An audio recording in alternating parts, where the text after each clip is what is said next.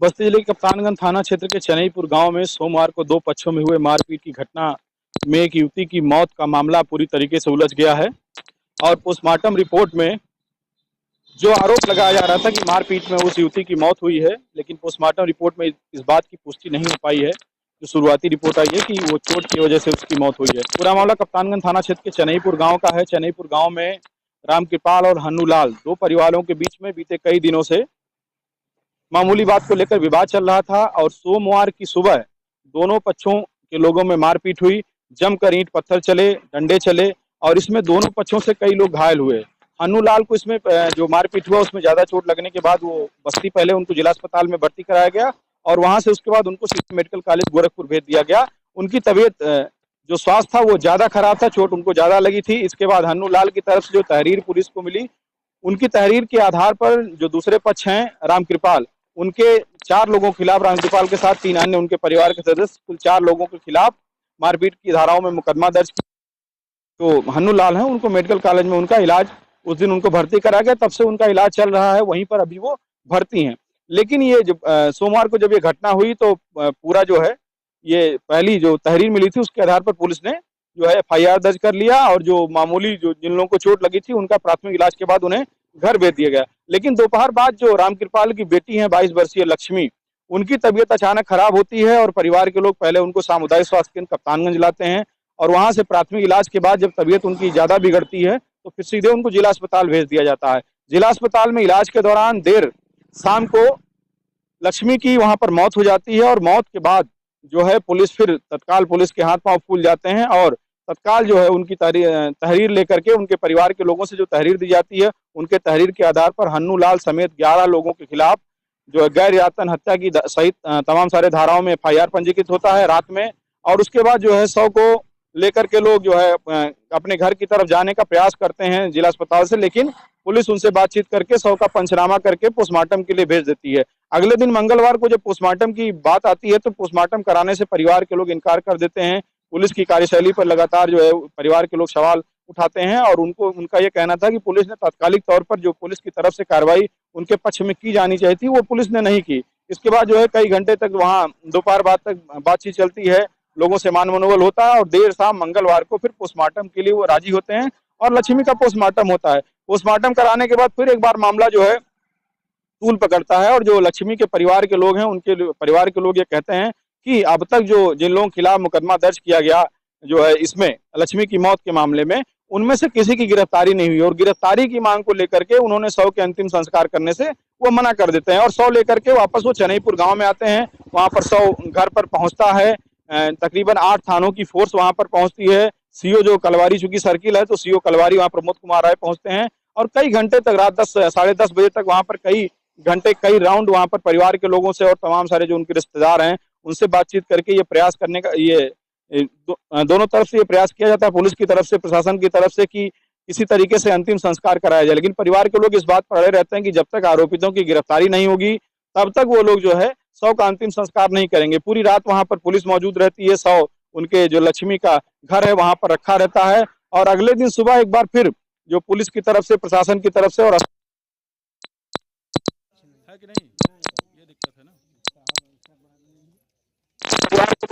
3 बिंदुओं पर उनकी बात होती है कि जो एफआईआर कॉपी है, इसके अलावा जो पोस्टमार्टम रिपोर्ट की कॉपी है और जो मेडिकल सब लोगों का हुआ है। और इससे पहले रात में जब मंगलवार की रात में जब ये अगले दिन जब 100 लेकर के लोग पहुंचते हैं तो उसी रात में पुलिस जो बाकी लोग थे लक्ष्मी के परिवार के लोग जिनको चोट लगी थी उनका मेडिकल भी पुलिस टीम वहां पर भेज करके अस्पताल में करवाती है और फिर वो वापस घर आते हैं। तो रात में तो पुलिस को ये पूरी उम्मीद थी कि इस तरीके से लोग मान जाएंगे और 100 का अंतिम संस्कार हो जाएगा। लेकिन अगले दिन सुबह फिर बातचीत का दौर शुरू होता है और उसके बाद इसमें जो पोस्टमार्टम रिपोर्ट की कॉपी है, मेडिकल रिपोर्ट जिन लोगों का मेडिकल कराया गया था, इसके अलावा जो एफआईआर कॉपी है जो मुकदमा दर्ज हुआ था 11 लोगों के खिलाफ, ये तीनों कॉपी की डिमांड परिवार की तरफ से की जाती है और पुलिस की तरफ से जो स्थानीय जो कप्तानगंज इंस्पेक्टर हैं दीपक दुबे, वो तत्काल वहां पर सारे कागजात लेकर के परिवार के लोगों से बातचीत करके वो कागजात उपलब्ध कराते हैं। इसके बाद सहमति बनती है कि 100 का अंतिम संस्कार हो।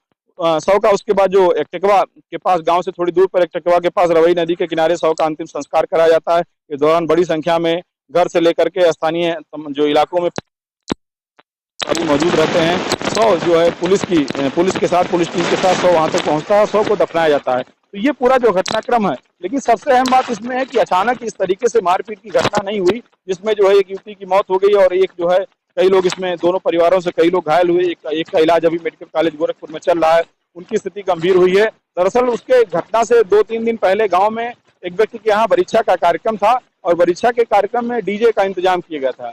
डीजे बजाने के दौरान जो है, जो हन्नू लाल हैं, जो कि मेडिकल कॉलेज में भर्ती हैं, उनके परिवार के एक लड़के के साथ और जो राम कृपाल हैं, राम मतलब जो लक्ष्मी जिसकी मौत हुई है, उसके परिवार के एक युवक के साथ वहाँ पर कुछ डीजे बजाने को लेकर बातचीत होती है, वहाँ पर विवाद होता है। लेकिन क्योंकि कई लोग वहाँ पर रहते हैं तो बातचीत करके समझा देते हैं।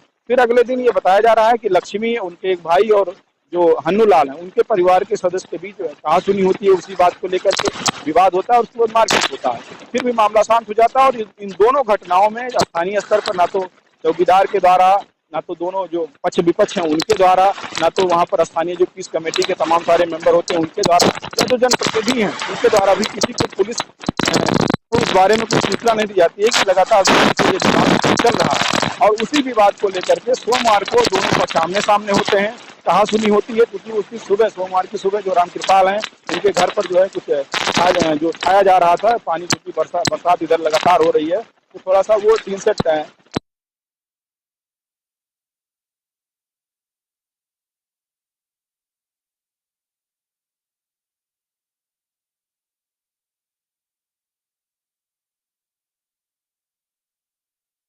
जिनकी मौत हुई है, उनके परिवार के लोगों का यही कहना है कि मारपीट के बाद, क्योंकि जो लक्ष्मी जो है उनका जो तहरीर दी गई थी, उस तहरीर में उनका कहीं जिक्र नहीं, चोट की कोई बात।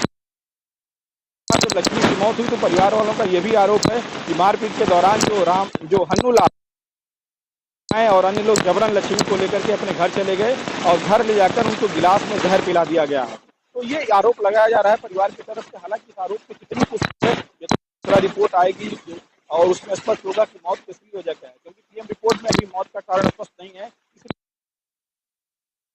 किस तरीके से अगर पॉइजनिंग आती है तो फिर पुलिस के सामने ये बड़ी चुनौती होगी, कैसे इस पूरी घटना को, ये कैसे पूरी गुत्थी सुलझेगी। लेकिन फिलहाल वहाँ पर पीएम रिपोर्ट में चोट की पुष्टि नहीं हुई, दूसरा रिपोर्ट आने का इंतजार है। गांव में पुलिस बल तैनात किया गया है, साथ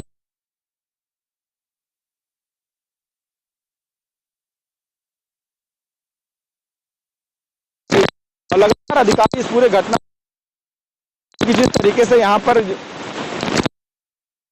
परिजनों ने मना कर दिया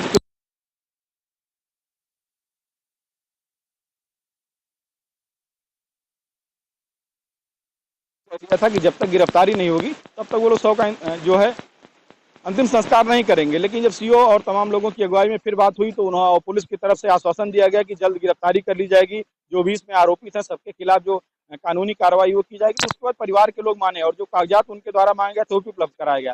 कुल मिलाकर के जिस तरीके से छोटे विवाद को लेकर के वहां पर गंभीरता नहीं दिखाई गई स्थानीय स्तर पर, अगर ये छोटी सूचना पुलिस को तत्काल उपलब्ध कराई गई होती तो पुलिस की तरफ से जो सामान्य कार्रवाई है वो की गई होती और ये इतना बड़ा विवाद तब्दील नहीं होता, क्योंकि किसी तरीके से दोनों पक्षों के बीच में जो जानकारी हासिल की गई है, कोई जमीन का विवाद नहीं है और किसी तरीके का कोई विवाद नहीं है, एक सामान्य स्थिति थी। लेकिन जब डीजे बजने के दौरान वहां पे छोटा सा विवाद हुआ और वो विवाद इतना बड़ा रूप ले लिया कि दोनों पक्षों में जमकर लाठी डंडे ईंट चले और उसमें एक युवती की मौत हो गई और एक व्यक्ति वहाँ गोरखपुर मेडिकल कॉलेज में भर्ती है। लक्ष्मी की मौत कैसे हुई है? लक्ष्मी की मौत हुई है, वो लोग ईटा से मारे थे और कुछ घोल के उनको पिला दिए थे गिलास में करके। कब आप लोग अस्पताल ले गए थे? हॉस्पिटल लेकर गए थे 12 बजे। कहाँ पे मौत हुई है?